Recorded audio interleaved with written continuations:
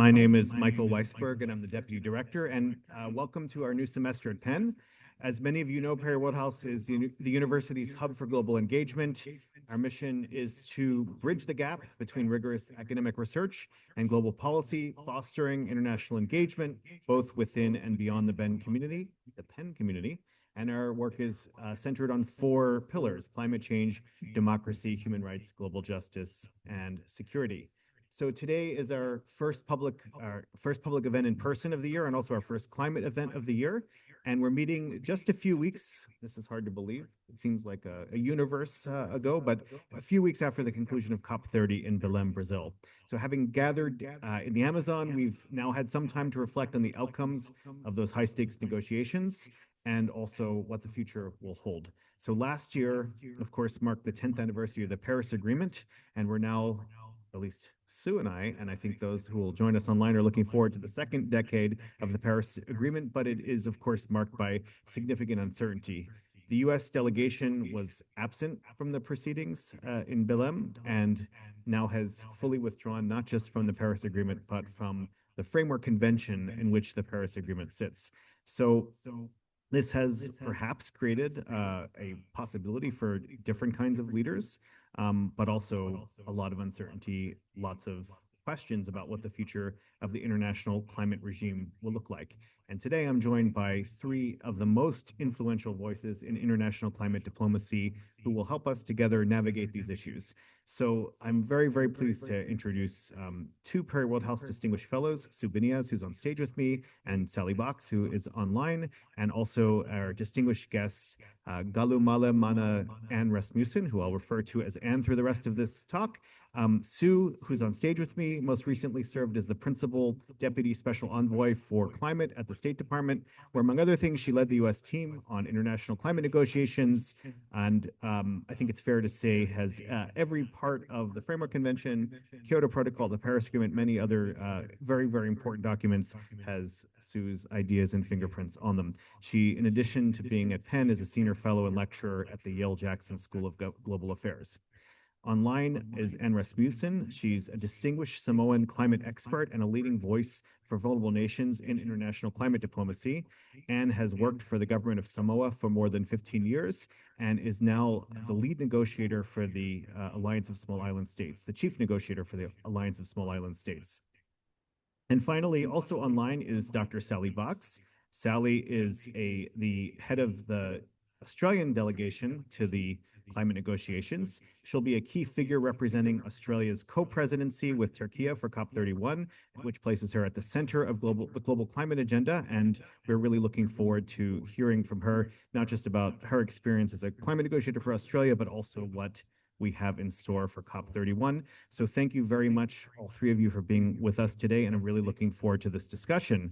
So let us begin. I'd like to ask all three of you to begin with about COP30 in Belém. So COP30 was billed in many different ways, sometimes as the COP of truth, sometimes as the implementation COP, sometimes as the forest COP, the Amazonian COP.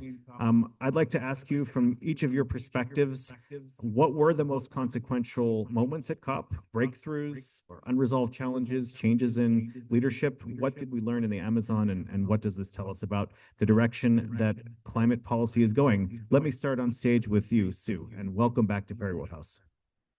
Thanks, Michael. Can everybody hear me? Hi, Anne. Hi, Sally.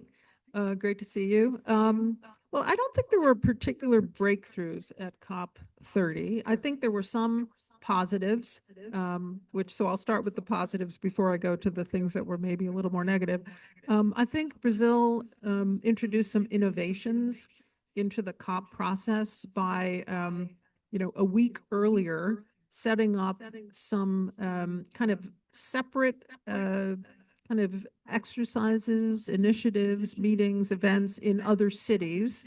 I don't know whether anyone will follow that model in the future, but I think that lends some kind of interesting flair to the COP. They did one on local leaders, a forum where actually many people from the United States came, mayors, senators, et cetera. They also had one focused on the private sector, and there was a lot of positive kind of buzz coming out of those meetings before the COP even started. So that was, I would say, one interesting thing. I also think they did a pretty good job of doing maybe better integration of what we think of as the inside of the COP and the outside of the COP. And these COPs have been criticized over the years for having kind of negotiated outcomes where the diplomats from all of the countries are negotiating some kind of product, and then you have kind of an action side of the COP where you use the COP as a kind of forum or action forcing event. And those two universes have not always been very well connected. Brazil did make an effort to try to kind of make the outer ring of the COP more connected in terms of subject matter to the inner ring of the COP. And I think that was appreciated by many people. Third, Brazil launched several initiatives or kind of proto initiatives at the COP that were interesting. One was a tropical forest forever facility. So that was kind of first of its kind, and we'll see where that ends up going. They kind of, I would say, soft launched the idea of a forum to discuss the links and kind of nexus between climate and trade, which is a topic that has not really taken off inside the negotiations. So they set something up outside the negotiations. And that may turn out to be interesting. Obviously, there's a lot of talk about the link between those two subjects. And they also kind of launched the idea of setting up roadmaps on both deforestation and on transitioning away from fossil fuels. These are both things that were not capable of gaining consensus of all the parties to the Paris Agreement. So, we'll see if they get traction, as kind of side initiatives. We'll talk about that maybe more when we talk about COP31. But I think this COP will be more remembered for the things that were, sort of left for resolution, and were not actually resolved. And I would just name two things in that regard. One is that there was a very weak response, in my opinion, to the gap that we continue to have between where we need to go in terms of limiting temperature increase in the world and what parties have put forward under the Paris Agreement as their emissions commitments or their so-called nationally determined contributions. Everybody knew going into the COP that there was a gap, not only in terms of all the countries that had not even handed in their nationally determined contributions, but among those that had handed them in, the report and the kind of assessment right before the COP was that they did not add up or even close to where we need to be in terms of the 1.5 degree Celsius limit on warming. I had thought before the COP there would be some kind of, at least maybe not strong, but some kind of medium response where the parties took that issue seriously and did something about it. But the outcome from the COP was very disappointing in that regard. You can barely find it reading through the COP. You need kind of an electron microscope to find the reference to that issue. So I think that's one where the COP's really left that issue for further work. The second is because the negotiated outcome, not only on that issue, but kind of in general, was a pretty slim outcome. I think most people would agree. It was not really very robust on any issue, but particularly not on mitigation. I think the other question that it raises for 2026 is, is that the new normal for these COP outcomes? Are we now going to be seeing much more in the way of action outside of the formal negotiations and very little coming out that can be agreed by consensus? Or was that more of a one-off in 2025 just because of the weird circumstances we had of all of a sudden the US kind of is out. We had geopolitical issues. We had some, mishandling of the whole negotiation. And so maybe that is not to be replicated. Sally would probably have more to say about that issue. No pressure on Australia and Turkey, but I hope that's not the new normal. Thanks. Thanks so much, Sue. And we'll, of course, return to these issues, but I want to ask the same question to Anne. Can you tell us from your perspective, from AOSIS's perspective, AOSIS is the Alliance of Small Island States, how was COP30? Thank you very much, Michael, and also hello to Sue and Sally.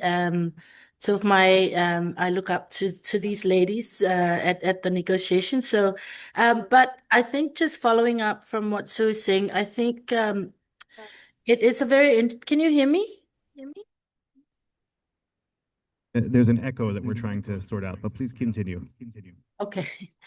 These are the challenges of we're still trying to solve the virtual problems. But I think the COP30 was very interesting in my perspective, but also in the small islands perspective.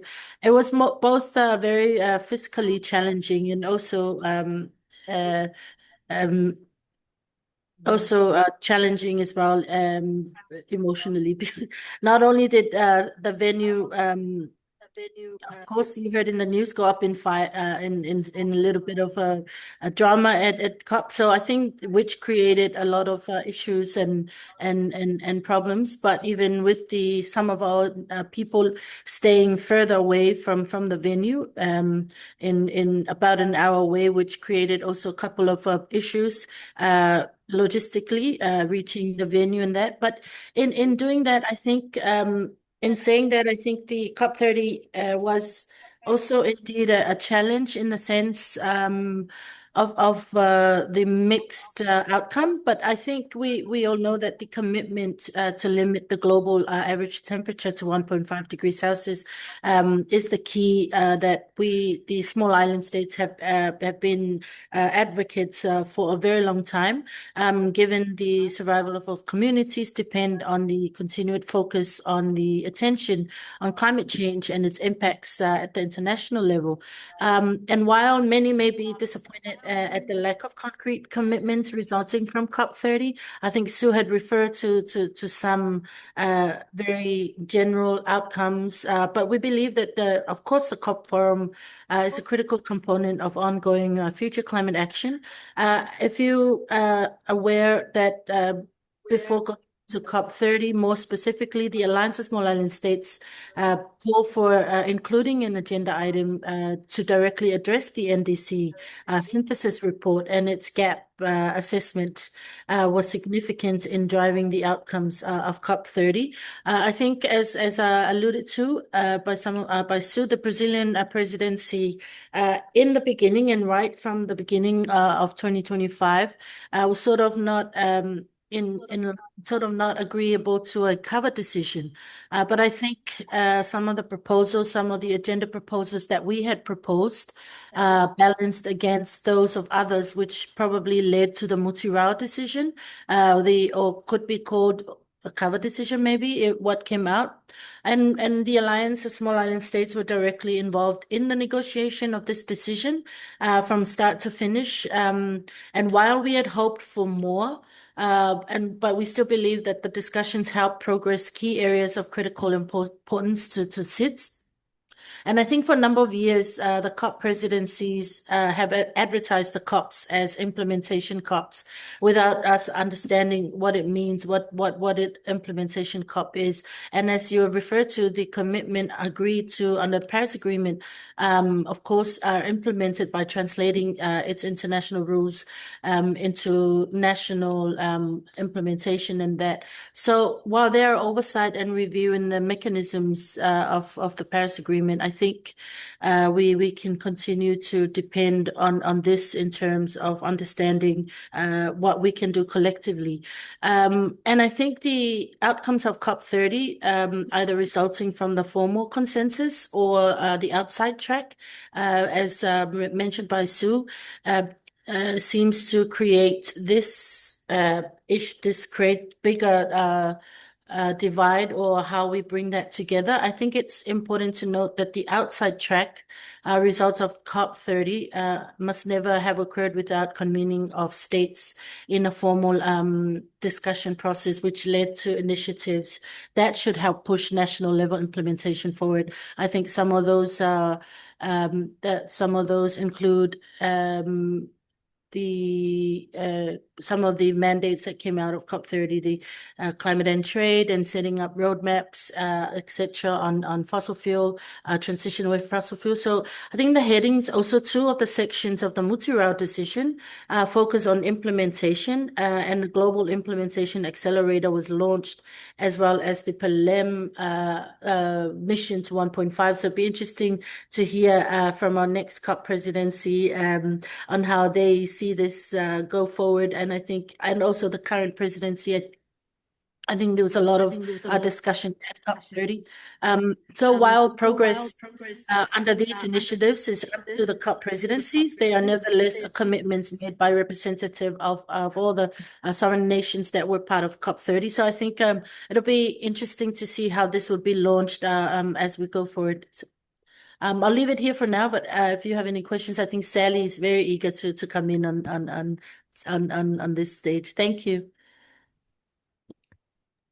Anne, thank you so much, Anne. And again, sorry about the technology, but for beginning of the semester, this is maybe that's par for the course. I want to ask you the same question, Sally. What do you think were the main outcomes of COP30, the missed opportunities, and we'll get to COP31 very shortly. Thanks very much, Michael, and good evening, good day, everybody, depending on what time zone you're in, and great to see you, Sue and Anne, as well. I mean, I think as you reflected in the beginning, Michael, COP30 took place at a pretty challenging time for international climate action and for multilateralism. I think one of the really important things to, I think, reflect on is the fact that I think COP30 did deliver on a central objective of keeping the Paris Agreement architecture standing and functioning. And the global multilateral decision that Anne mentioned did quite rightly celebrate some of the achievements made under the 10 years of Paris, and reaffirmed parties' commitment to the Paris Agreement, and had parties resolving to go further in pursuit of the Paris Agreement goals. So I think at a time of challenges to multilateralism, I think that reaffirmation of that commitment was really an important thing. I think the global multilateral decision, I think as Sue said, there were many, including and led by AOSIS and with Anne's leadership, really calling for a strong response to where we're at with our NDCs and the ambition and implementation gap that exists. And I think many parties will have left COP30 feeling like a stronger response would have been desirable. But that global multilateral decision has set up a couple of really interesting mandates for us going forward. The Belém mission to 1.5, which is to be delivered under the guidance of the COP29 to COP31 presidencies, which is, I guess, an opportunity to look at how can we accelerate implementation of NDCs and of national adaptation plans, their implementation and their investment in those. And then the Global Implementation Accelerator, which we think of as perhaps a little bit more of a practical kind of suite of initiatives that can help accelerate implementation and investment to help achieve the Paris Agreement goals as well. So while that might not have been sort of the strength of response to the NDCs that many parties would have liked, there's two really interesting opportunities created out of the multilateral decision, which can help us take that agenda forward, I think. I think as well, it's worth remembering that there are a bunch of other decisions made. I'm getting a lot of echo. Are you hearing echo too?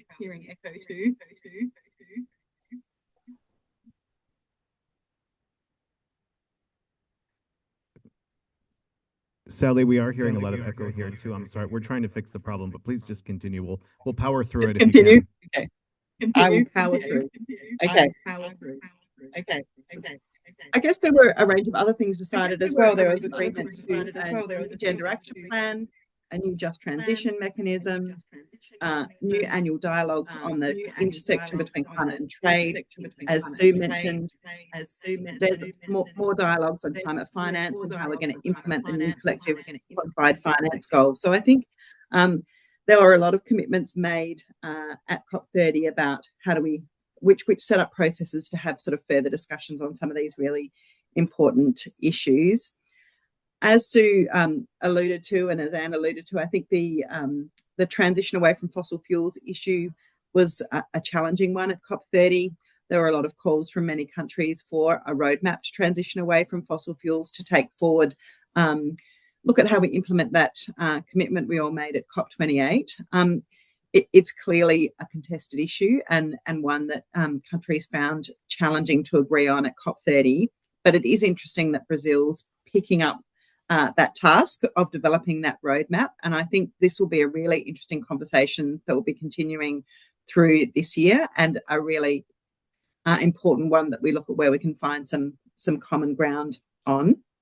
And then just lastly, sort of moving outside the negotiations, I think Sue has already mentioned a number of the developments that happened, outside the negotiations.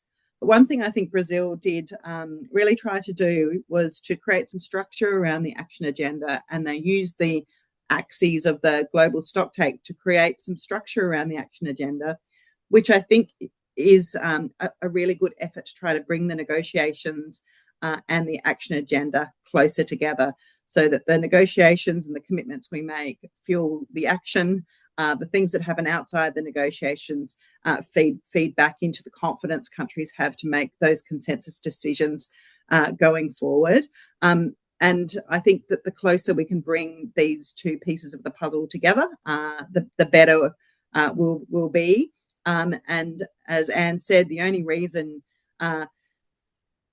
parties are sort of coming and working together and collaborating at these COPs is because of the fundamental architecture of the multilateral agreements that we have, and the need to cooperate in order to achieve their goals. So yeah, I applaud Brazil's efforts in trying to bring those two closer together, so through giving some structure to the action agenda, and it will be interesting to see how that's taken forward. Thanks. Thank you so much. Before we get to COP31, I'm going to ask Sue, as the person not in government right now, to answer a couple of just very small things, just to kind of, we first of all, we use a lot of COP lingo, so I wonder if you can very quickly explain, even though we've talked about it, of course, in this room before, NDCs, the NDC gap, and the difference between the action agenda and the negotiated outcome. And then the other thing that benefiting from you not being in government is, we're talking about all the positives, but like I did hear, I think Anne and Sally both make reference to multilateralism didn't fall apart altogether, and maybe you could talk about what was the worst case scenario, and how did we hold ourselves back from that before we move on to COP31. Well, that was a lot of questions. I find I'm only able to remember one at a time these days. Okay, I'll take your last one, which was about multilateralism. Yeah, I think there was a sense in 2025, given the combination of maybe the Trump administration's walking away from the Paris Agreement, general, geopolitics in the world, that there might not be any ability of the world to agree on something by consensus. And that would have just sent a larger signal than just one that was climate related. I think people in the world might have looked at, a total breakdown of negotiations as standing for a much larger proposition that multilateralism is, dead or on life support. So, there was that view of the COP outcome, that even though sort of climate people might look at it and say it was thin, like I did, the fact that they were able to agree on, a rather long general decision, and then, various more specific decisions, that they were able to exist at all was kind of a positive. And I think Sally alluded to that. So that was your question about multilateralism. In terms of like COP vocabulary, I think you were asking about, so the NDC, the backbone of the Paris Agreement from 2015 is this idea of each party putting forward its own commitment. So rather than the approach that was taken in the Kyoto Protocol, which the United States never joined, because basically developing countries were kind of excluded from commitments, and also the targets were negotiated, right? So everybody went in with their own proposal, but basically everybody had to agree on what each other was putting forward as their emissions target, like they would reduce their emissions by X% by a particular year.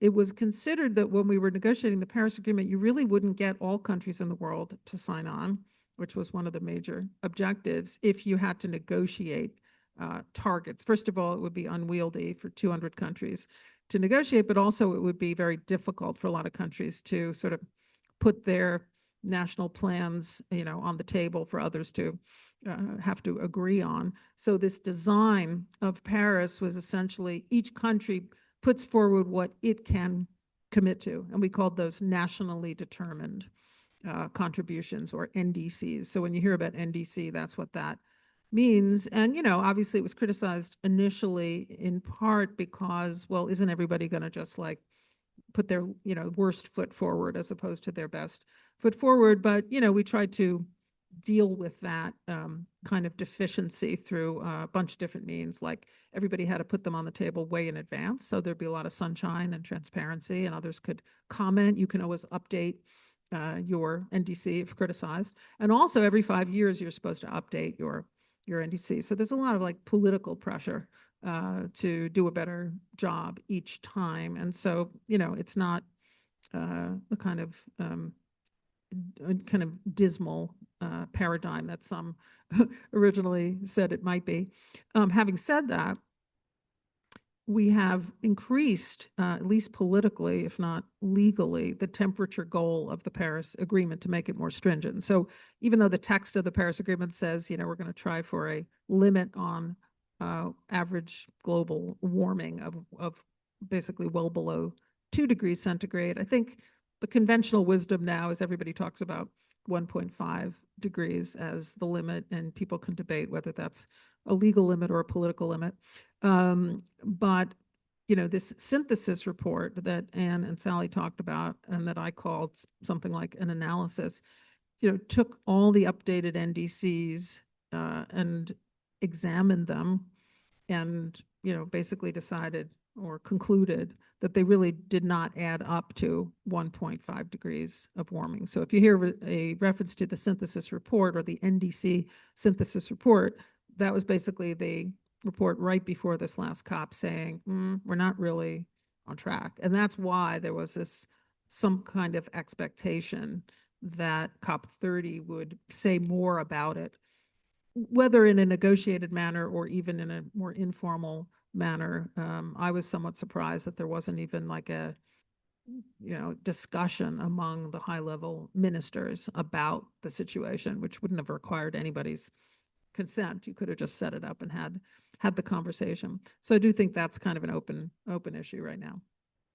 So much, Sue. Maybe I can turn to Anne first about COP31. I'd love to know, from your point of view, from AOSIS's point of view, what are the top priorities that we'd like to see coming this year in Turkey? Thanks very much, Michael, for that. I think I also wanted to highlight that I think one of the important, useful to consider how we can take this next COP. I think some of the different outcomes of the different COPs, I think some of that process or the mature process from at the 10-year anniversary of the Paris Agreement, and also the outcome from the different COPs, so from COP30 and the others, can be used as a catalyzed action where it has most effect, particularly on mitigation, and where most needed, mostly on adaptation and loss and damage. I think I know it's a challenging time for our next COP presidency, but I think Sally is always up for a challenge in terms of understanding this, and we understand that the COPs are becoming more complex for obvious reasons. And we saw a lot of this outplay as well in the formal agenda as well as the outside process. And as AOSIS, we've always advocated, and our key priorities are always centered around 1.5, and understand, as Sue had said, whether this is the legal or moral or obligation or scientifically still there. there's a lot of debates and a lot of noise that it's not feasible, but we still believe that there is still if we take action in this critical decade, it can still be achieved, depending on the ambition, drive of our major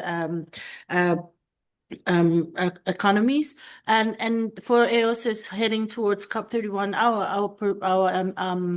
our priorities always centered around key mitigation actions, ambition, implementation, and also finance as well. So we do believe that going into COP26, COP31, 2026 is critical for advancing our implementation and ambition to ensure that our priorities are still kept in clear view. This includes several key issues, work streams that have come out over the past COPs, which will be important in influencing and ensuring to deliver our mitigation ambition and implementation. And of course, they would talk about what came out of COP30. We are quite keen to see where the Belém Missions 1.5 and the Global Implementation Accelerator Mitigation Work Program, amongst others.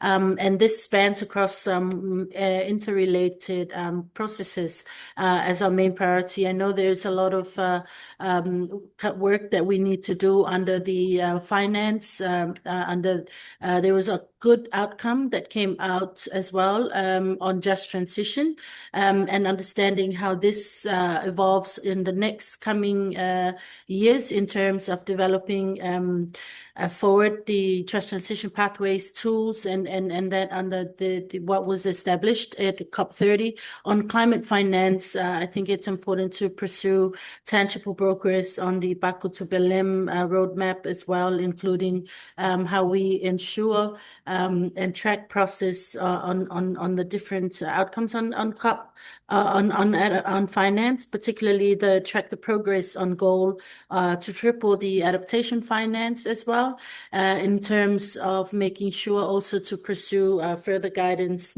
on financial mechanism, especially on the special circumstances of SIDS and LDCs. We continue to have the GGA as an important priority as well in enhancing our adaptive capacity. In that sense, I think we need to continue to ensure that the GGA indicators are measurable, workable, and relevant to SIDS, particularly on our circumstances and capacities. Loss and damage is also very important going into the next critical years. So in COP30, we took note of the 2025 annual report of the board of the fund for responding to loss and damage, and notably the first call for funding requests under the BIM, the Barbados implementation modality, was also launched during COP30. So there's quite a lot of work. There was also there was a decision set out in the relevant, a mandate set out in the relevant decision, work on one of the EOS's key asks for a regular state of loss and damage report. This will be carried forward by the advisory board of the Santiago network. So I think, and across other priorities, including transparency, gender, and of course, ocean and climate change is also very important to us. We continue to advocate the recognition of the ocean climate nexus and the importance of safeguarding our oceans. Science, we've seen a lot of pushback in scientific facts and findings or understanding on the best available science. So I think in the start, I think presidency's deliberations will continue to lead on to COP31 on these very packed COP30 work. Interesting to know also, I think Sue and also Sally mentioned there will be trade discussions, and that could also consider interest of small islands and impacts on trade-related measures. And we welcome the idea that COP31 bringing SIDS issues to the forefront on the UNFCCC at the road stage. And with that, we very much looking forward as we worked very closely with the Australian government. And Sally and her team put in a very good work in terms of that partnership between COP31 and SIDS and the Pacific to advance our key issues at COP31. So I think that's a vital demonstration of strong commitment, but also by the next presidency, but also the current presidency in helping build trust in the current regime. So I hope I was able to bring some of that process. So thank you very much. Thanks so much, Anne. And I think you've helped the audience understand why when I come home from a COP and people say, how was it? This is not an easy question to answer because it's so many different things. But some of the themes that you mentioned about science and about finance and about trade, which is a relatively new topic in the COP space, hopefully we'll have a chance to dig deeper into these. Oh, Anne, I think you're need to be muted. Sally, I want to turn to you. COP31, you're here both as an Australian, but also now as in this relationship between Australia and Turkey for the COP presidency. So I wondered if maybe you could do this in two parts. First, maybe talking a bit about your expectations for COP31, qua Australia, but then I think we're also very interested in this unusual and interesting relationship between Australia and Turkey for the COP31 presidency. Over to you, Sally. Thanks very much, Michael. I think Anne's just done a fabulous job of, as you said, describing the breadth of the issues that come up at every COP through mitigation, just transition, adaptation, finance, trade. There's just a whole range of issues that need to be progressed. And as the country taking on the mantle of president of the negotiations, we've done the dizzying stocktake of mandates that we need to progress over the next year, and it is a complex sort of ecosystem of mandates that we inherit from past decisions. I just thought I'd reflect firstly on sort of a question that sort of Sue posed around, what can we expect from consensus decision making in the future? Is it all about action now, or can we expect consensus decision making? I mean, I do think we are moving into a different phase of the Paris Agreement with the rule book, set, and moving into a phase where countries now are putting forward their nationally determined contributions. We're holding each other to account for how we're tracking through our biennial transparency reports, and then doing that collective review of progress through our global stocktake each 5 years. We have the machinery in place. Having said that, we need to continue to nurture those kind of rules and make sure that they continue to be fit for purpose. And I think we need to continue to look at, I think consensus-based decision making will still have a really important role going forward, even as we move into the implementation phase, because the decisions that we can all take together send really important signals to each other, to investors, to researchers about what's important going forward. So I guess my strong view is that the role of consensus is still an extremely important one in the COPs, alongside the things that we do plurilaterally, bilaterally, and through the action agenda. And I haven't been to as many COPs as Anne and Sue, and have headed up the delegation for the last 4 COPs. And while sometimes the progress in a consensus basis can feel slow, it's also the case that at each of the COPs that I've been to, there's been a significant step forward in one part of the agenda, whether it was the agreement to loss and damage fund and funding arrangements at COP27, to the first time we talked about fossil fuels in the decision at COP28, through to agreeing a new finance goal at COP29. We have taken big steps forward in a consensus way at each of the COPs that I've been in, which gives me sort of great hope and for the future. And I think we should continue to place great importance on consensus-based decision making, because I think when more than 190 countries can agree to something, it's a very powerful thing. Just moving to sort of your question, Michael, about the arrangements with Turkey. We do have a really novel arrangement for COP31, and which we worked very, very hard to agree with Turkey, and in strong partnership with the Pacific. which did represent a compromise from all of us, but maybe represents kind of a new and novel way of working that presents some great opportunities as well. So in terms of how this partnership will work, I sort of think about it in three parts. One is the roles. So Australia will preside over and lead the negotiations, and Minister Bowen will be president of the negotiations. Turkey will lead on the action agenda, so all the work that happens outside the negotiations, and will be the COP31 president. So there's some basic roles. Then in terms of events, Turkey will host the COP itself in Antalya, and the Pacific, in partnership with Australia, will host the pre-COP. So we've got a split of those major events. And then in terms of other roles, Turkey will nominate the high-level champion. That's the role that engages with non-state actors. And Australia will nominate the youth champion. And then we've agreed that there should be a range of other champions supporting sort of other issues of priority, and including for people from the Pacific to play some of those roles as well. So it's a different sort of arrangement, but one that we're really excited about. We're really excited about the opportunity it presents for the Pacific to be front and centre at COP31 through hosting the pre-COP, and through bringing some of the issues that they care so deeply about, to the world's attention. So we're really excited about that opportunity.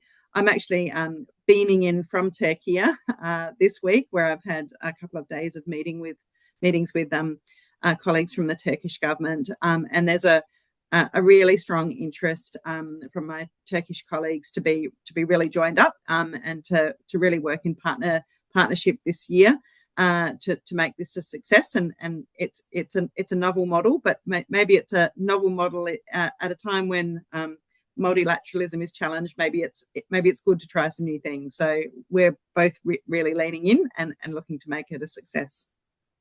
Thank you so much, Sally, and I admire that way of thinking about it, that this is maybe a new model of multilateralism.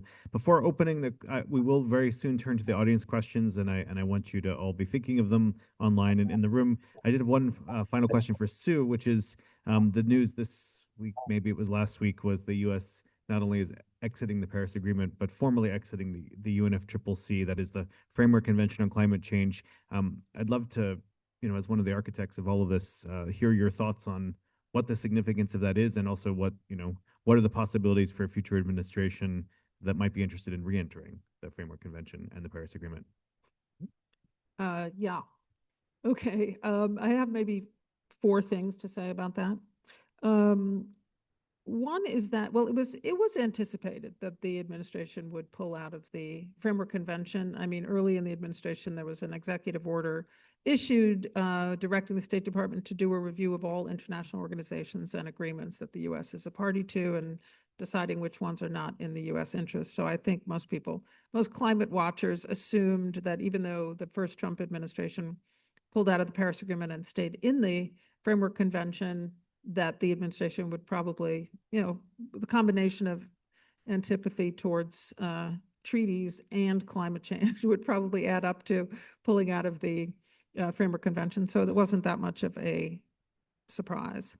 But I think in reality, it's more symbolic than kind of actual in terms of its implications, for 2 reasons. One is that pulling out of the Paris Agreement was way more consequential. I mean, most of the action, I would say, is under the Paris Agreement these days rather than under the convention, because the Paris Agreement is the more detailed, specific, and active, NDCs and all of that kind of process. So I think that was more consequential than pulling out of the kind of the foundational instrument. And also, you could argue that the U.S. had already kind of de facto withdrawn from the Framework Convention. I mean, they didn't go to any of the meetings over the last year. They didn't comply with the obligations, a main one of which is to report on U.S. emissions, the greenhouse gas inventory, which didn't happen. So in a way, there's not that big a difference between where we are already and where we will be kind of as a non-party. So that's point one.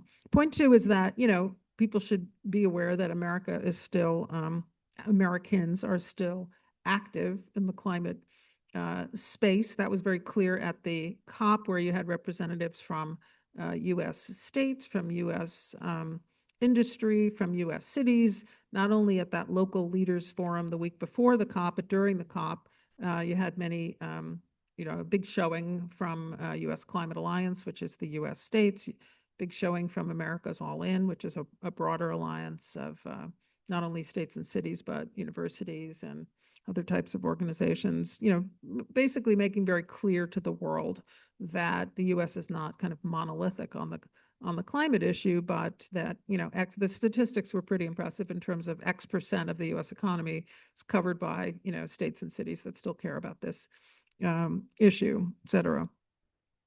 The third is, I do think the regime will suffer to a certain extent because, the U.S. has played a particular role. I mean, I think probably it's a good thing that this administration is not participating, because that actually could hold back the progress. But in terms of, the absence of a climate-friendly U.S. administration, I think some of the roles that the U.S. has played include, pushing for ambition. I mean, I think if a U.S. friendly administration had been at COP30, we would have had a stronger outcome, is my sense, having worked on this for decades. I think another U.S. role has been to try to stop backsliding by those countries that want to go backwards, or maybe have second thoughts about something they agreed to in the past and want to kind of bury it and not repeat it. I think, we've been pretty good at jumping up and saying, that's not okay.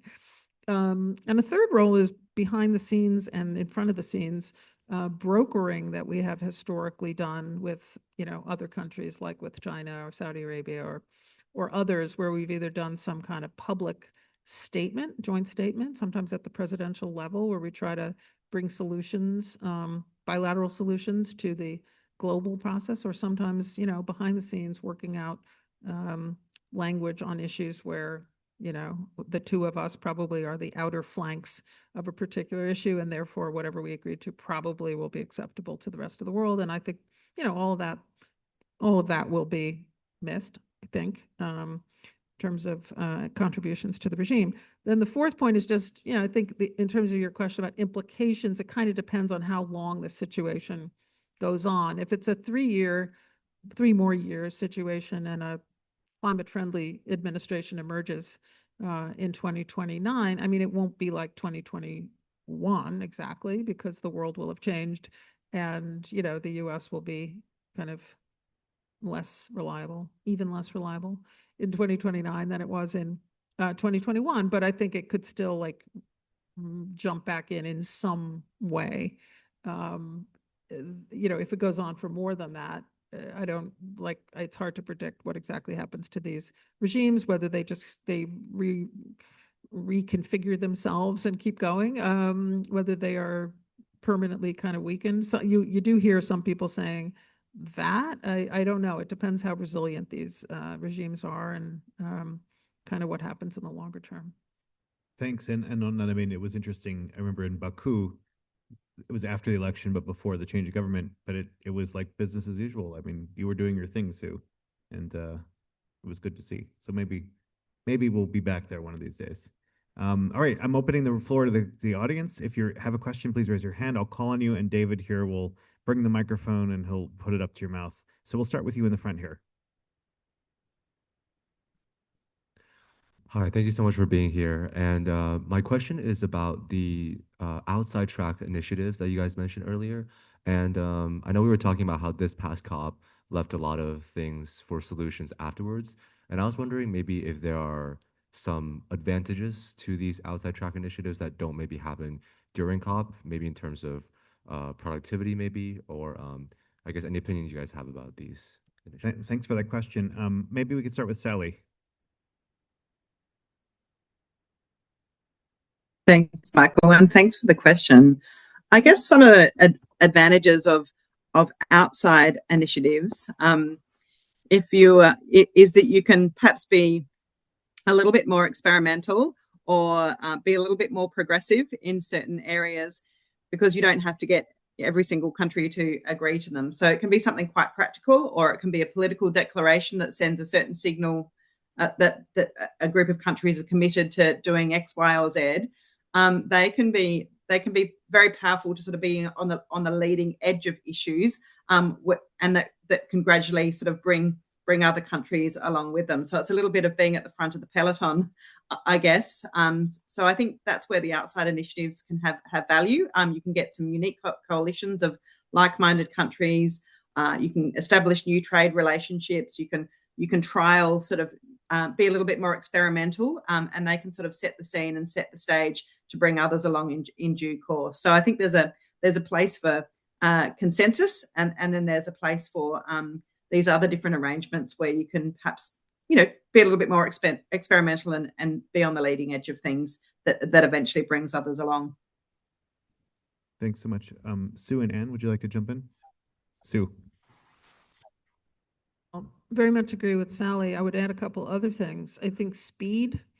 I recall when we came up with the EU with this idea of a global methane pledge.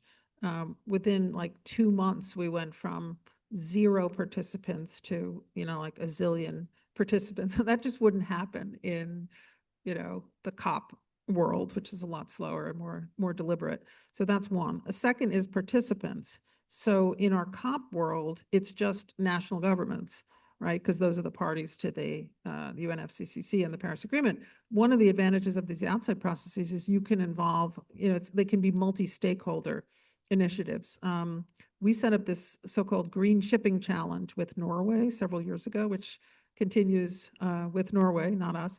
And we were able to bring in ports, cities, private sector, et cetera, and all were able to make contributions to this decarbonization of shipping, which made it a kind of a fuller initiative than it would have been if it had been a formal one. And just maybe one third thing would be, and Sally sort of gets to this point, we're talking about experiments. You can take up topics on the outside that would be like dead on arrival in the COP process because you would have somebody objecting to it. So I think that's another interesting thing. You could take up like the issue of nuclear energy, which in fact has been taken up. That, I think the word made it into the global stocktake decision a couple of years ago, but there's no way it would have been like a full-blown initiative if it had to involve all countries in the world. One last point on these initiatives is I think another interesting aspect of them is sometimes they come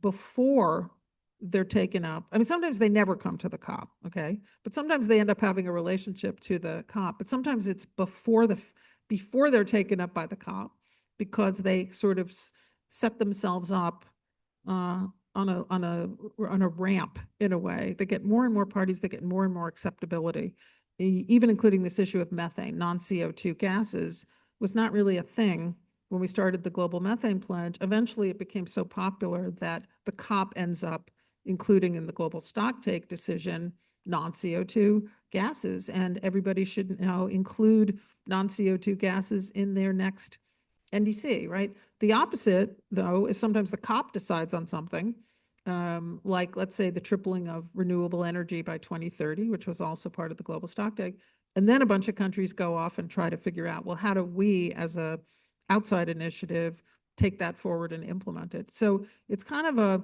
mutually reinforcing the inside and the outside, but in kind of two different directions. Sue and Anne, did you want to add anything, or shall we move to the next question? Sorry, I think I agree with Sally and Sue, and I think it's important to note that the outside track results of these COPs would never have occurred without the convening of states in a formal and intense discussion process, which leads to initiatives that should help push implementation. So I think it's important to have some of these outside track, because then as we will be locked into like watered down outcomes as well. So it's more more innovative, as put out by Sally, and that. So it has its pros and cons, but I do believe that within the formal process there will be a lot of locked discussions and that. So it's either or. So yeah, just adding that. But thanks. That's a very interesting point, Anne, and I've heard Sue's also talked about this. It's sort of you need the center of gravity of the COP and of the CMA to make all of this possible, but also at different times and as you know, as the world changes, the relative sizes of the inside and the outside might change, although it's still always necessary to have the center, which is to be the formal negotiation. So I think it's a very important response, I personally think, to those that are skeptical of the continued importance of the COP is exactly the point that you're making. And so I really appreciate you making it. We have a question here by the glass in the second row. Microphone's coming.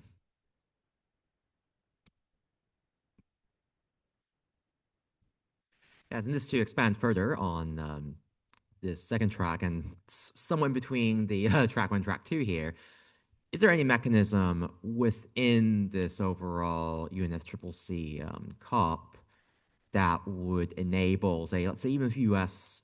federal government is out of the picture for now, is there any mechanism that would allow some extent of participation by subnational governments? For example, the state of California, for instance, or the city of New York, even city of Philadelphia, that any entity within the states that have already, or even an interstate compact, like this whole Northeast corridor under Regional Greenhouse Gas Initiative, any mechanism available to enable participation by these actors, even while the US federal government is out of the picture? Thanks for that question. Sue, do you want to begin? Yeah, I mean, that issue actually goes back a while. Even in 2015, as we were negotiating the Paris Agreement, people were starting to ask, is there a way to bring in subnationals?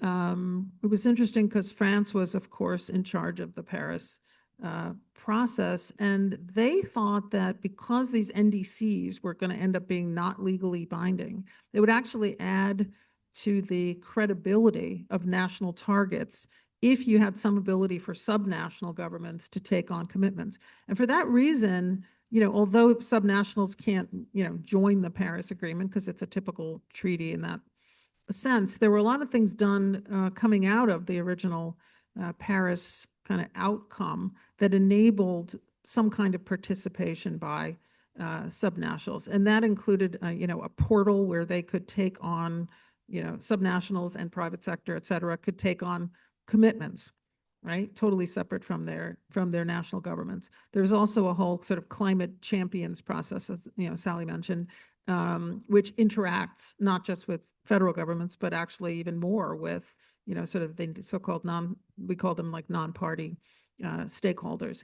And then these side initiatives, you know, absolutely, some of them include the participation of non-state, you know, non-federal governments. And right now, that's actually coming in handy for subnationals like, you know, California, which, you know, for example, this roadmap that is being designed on the transitioning away from fossil fuels, it's being done outside of the formal process. It may well be that U.S. states such as California or others want to participate in that and are, you know, free to participate because they're not constrained by the normal sort of, you know, treaty type rules. I think we have time for one more question. There's one from online, and Colleen will read it.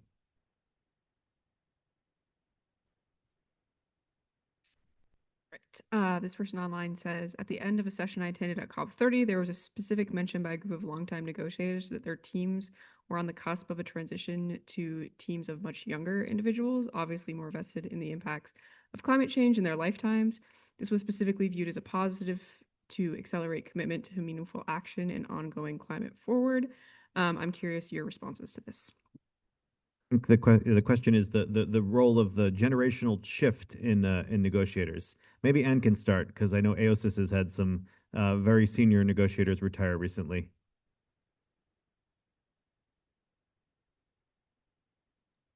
Thanks. And I was hoping that Sally or Sue would go first, and but interesting. Yeah, we have a program under the Alliance of Small Island States where every year we bring on a cohort of 10.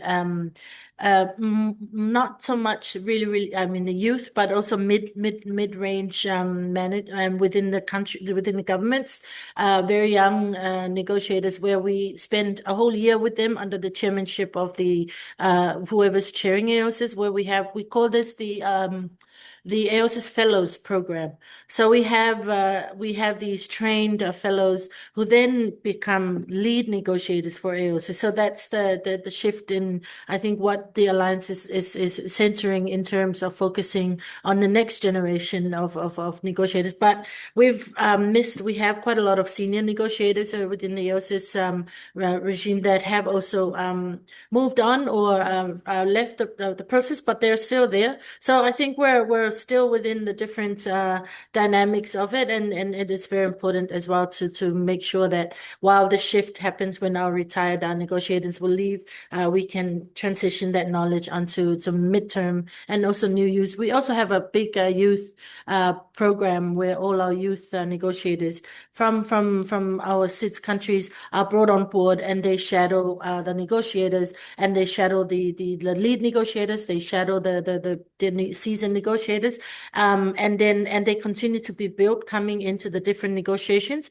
And I've seen some of them transition to the role of lead negotiators in some of the key aspects of the negotiation. So thanks.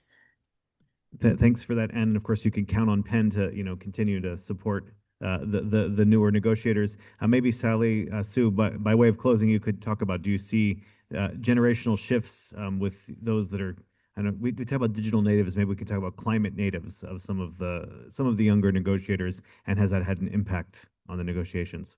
Sally.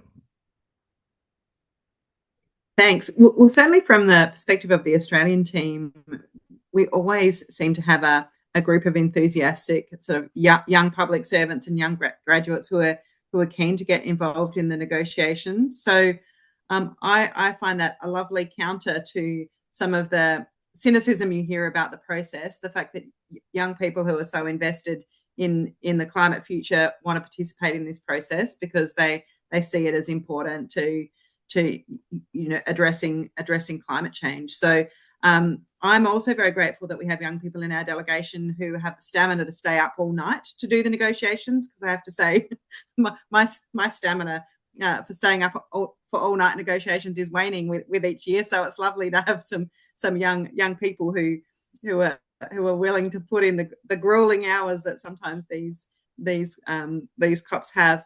I think that the establishment of the Youth Climate Champion that started with the UAE and is now embedded as part of the UNFCCC architecture is a really wonderful development. It's not the only way that youth have a voice in the process. There's the official constituency and a range of other processes. But I think this is a sort of a fantastic development, and we've seen some great ideas and some real enthusiasm from these youth champions.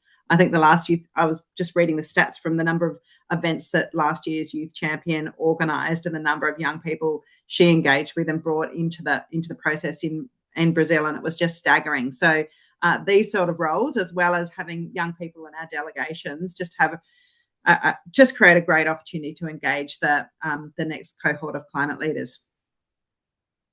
Maybe, Sue, you can bring us home on this topic or any other. Well, I'm also a big believer in training the kind of next generation, or maybe 2 generations away from me. In our team, we had lots of young negotiators, and we definitely pushed them to take on bigger and bigger roles. And then in my private life, I guess, other life, I sort of teach a class in climate negotiations. It includes people who become negotiators for other countries, which is kind of cool because I run into them at the COP and they tell me that they used some of my tricks or tools or whatever, which is fun. I'm not sure the US delegation always appreciated that. But I also have been teaching at the Youth Negotiator Academy program every year. the UNEP program for multilateral environmental negotiations. So I really enjoy sort of passing along whatever wisdom I've acquired as a civil servant over the years. And yeah, I think it's great that we're all doing that. Well, thank you so much. We really did just scratch the surface today, but it is January and COP31 is in November. So there's a lot to discuss and think about this year. You'll find much of that here in this very room. And I hope that Sally and Anne and Sue, we can have you back as things develop and maybe even in the postmortem to discuss COP31. But thank you all for your leadership here. Thank you for taking the time to talk with us today and set the tone for the semester. Thank all of you for joining us, and we hope to see you back here next Tuesday, January 20th, as we'll welcome Lord Mark Malloch Brown to discuss his long career as, among other things, as the Deputy Secretary General. But the topic of that conversation is going to be reimagining the future of global development, a topic that has great resonance also for the climate space. So we look forward to seeing all of you there. Have a great afternoon, and good luck to the students for this first week of classes. Thanks, everybody.